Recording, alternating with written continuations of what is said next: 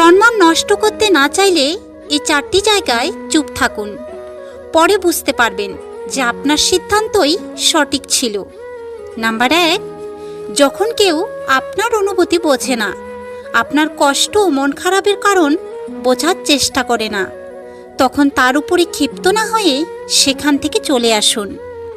Number 2, যখন কোনো মূর্খ বিনা কারণে না বুঝে তর্ক করে, তখন কথা না বাড়িয়ে চুপ করে থাকুন, কারণ মূর্খদের সাথে তর্ক করে কখনোই জেতা যায় না।